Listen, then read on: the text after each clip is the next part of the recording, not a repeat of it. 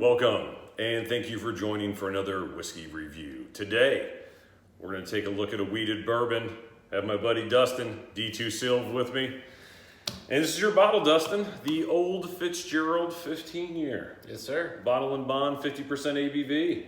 Yep. My friend, you pour them, since every time you bring whiskey, when I pour them extremely heavy. Shocking. I've accused a few of my friends of doing the same when they're in my whiskey collection. And especially my brother-in-laws that were here recently. Man, they just dug in like this stuff is free. It is for them. For them it is. So anyway, we're going to do a bourbon today. Usually we do scotches, but when it's a really good bourbon anymore, I don't mind bringing it to you. King Kentucky or something that's really, really nice. And this definitely fits the profile, the Old Fitzgerald 15. Dustin, I asked you to bring this because I was so impressed with it. Not impressed with how difficult it is to put the stopper down, but impressive bottle and impressive whiskey. It's an impressive cork. I mean, it's got to be strong so we can reuse this for years to come with our next bottle, whatever we want to put in here. Yeah, it'd be a very good infinity bottle, man. It's a great look, isn't it? I feel like this is probably one of those popular bottles for people to flip over and turn into an infinity. The whole decanter series from Old Fitzgerald. Yeah, beautiful bottle. They're just gorgeous bottles.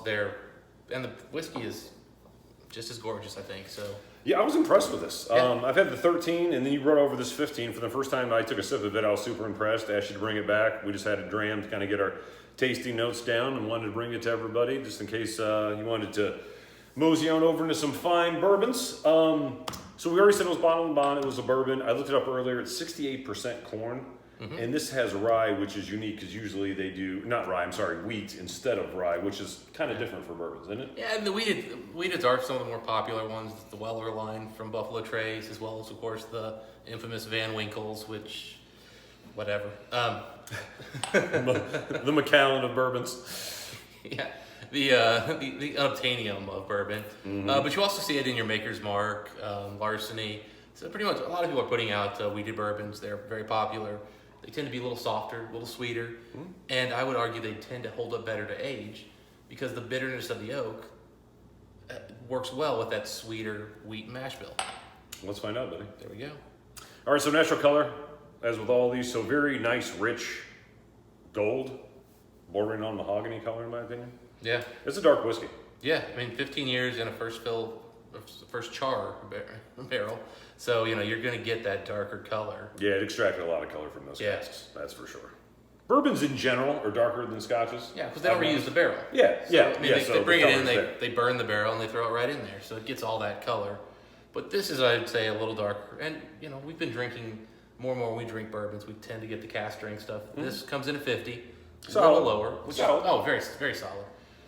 But it's a little lighter when it does that. So, Sure.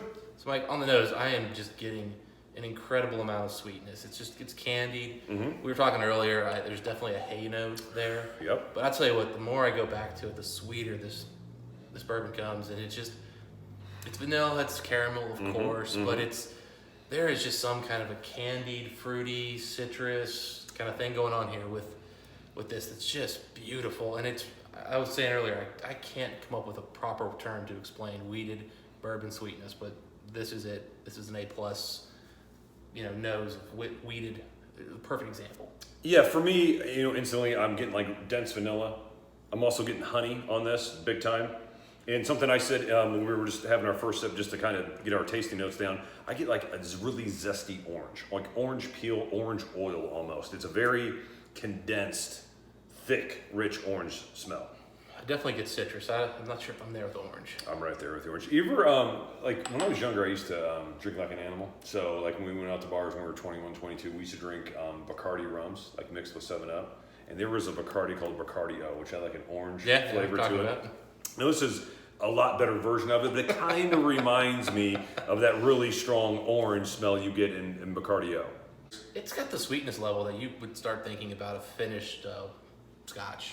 It really does. Finished Balvenie almost, like a double wood, maybe 17 or something like that. Yeah, and I was going to say, I mean, you're talking honey. I can definitely see honey on the nose here. And I start thinking Balvenie when you say that.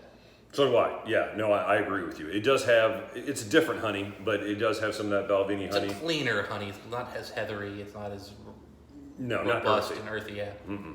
Yeah, it's very manufactured. In fact, I would say on the nose in general, this is very clean, very much a. It's not, 15 years you start thinking heavy oak, it's going to be over oak, it's going to be bitter. There's some spice to it. There's some spice, but there's no bitterness. No. Definitely not over oaked. No. They could have let this another year or two, and I don't think they'd have run into that issue. No. All right, man. So that's covering the most of the smells that I'm picking up here. I may be missing a few things. Again, I may am getting kind of a blackberry notes kind of mixed in with that, but zesty orange, blackberry, vanilla.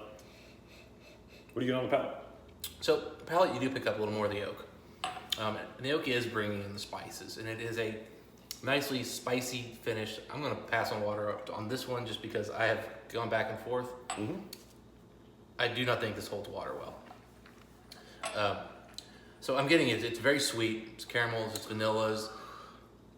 It's. I don't want to say bubble gum, but I'm starting to get a little hint of kind of like a pink bubble gum in there.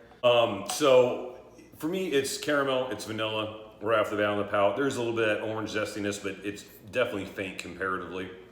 Slightly more alcohol forward than I initially assumed. Like, it's not really in a bad way, but I do pick up a little bit of sharpness of alcohol instantly when I swallow. Mm-hmm.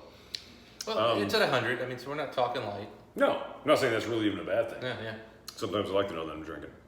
I would also say, kind of on the finish, you do get like a nice milk chocolate from that oak. I mean, a little bit right here on the sides. But it's kind of straightforward, but what it does really well. I mean, these flavors are things I've said before, but with this particular one, I think it's a little more rich than in some other. I'm starting to pick up a little bit of tobacco on here. I could get that tobacco leaf. Yeah, I'm starting to get a little of that. I mean, it's got a little bit of oak tannin. Mm-hmm. This is, I've told people this before. If the Pappy Van Winkles really want to be the best wheated version of themselves, this is what they need to be focusing on. This is a better whiskey. No, Heaven Hill produces this, yes? Yep. So, but the year before, 13-year-olds kind of made their rounds in Columbus, Ohio. Is 15-year-old, so I've seen just one version of the 15. Is that common? So I don't know the full story on how they do this because they've got a 13, there's been a 14. I think they just kind of go to the barrels they have and pick the year that makes the best whiskey. Yeah, like they're like, yep, this year's ready to go. This year's 16, this year's 13, whatever. Yeah, and they may put out more than one of these a year as well. They're probably putting out 2 of these decanter bottles a year. Mm-hmm. Not positive. I'm not an expert on this line. I honestly, this is the first one I've seen I could buy. It's the first one I bought. Yeah, I'm glad you did. Yeah. All right, so with water, I got to tell you, it is getting a little bit lighter with the fruit notes. Mm-hmm. I am definitely picking up a blackberry on this, in my opinion. Blackberry, it's a little more sugary, more candied with water. Mm-hmm.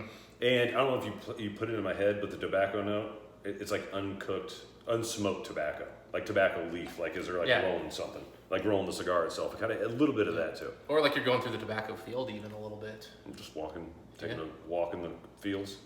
Hey, I'm from Kentucky. Been there. I have not, but it sounds nice. All right, buddy. What do you think as far as a whiskey score on this one? I think I'm right at an 89 here, which is a very, very strong score. Of bourbons, I would probably rate this a little bit higher because, but in the world of whiskey, I think an 89, just short of that really stellar 90.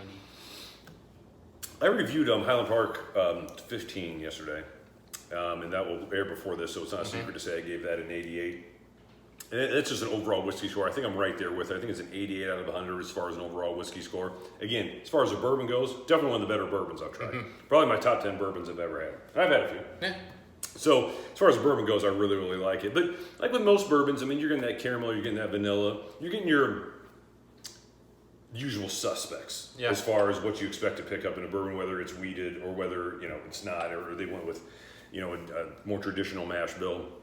So again, I'm at 88 out of 100. Still think it's a very solid whiskey. It drinks well. You can find it for retail. It's not bad price. Yeah, I'd say the one thing is this doesn't hold water. When I added water, it got a little more sour and it lost a little of that creaminess on the mouth, and that's what keeps this for me from having a chance at a 90.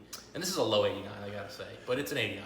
So I added a few drops of water. I thought it brought out a little bit more in the nose, but it did the palate no favors. No, it makes it a little sour almost. It just it doesn't hold up and it becomes thin. And it this changes is not meant to be a thin whiskey. Mm-mm.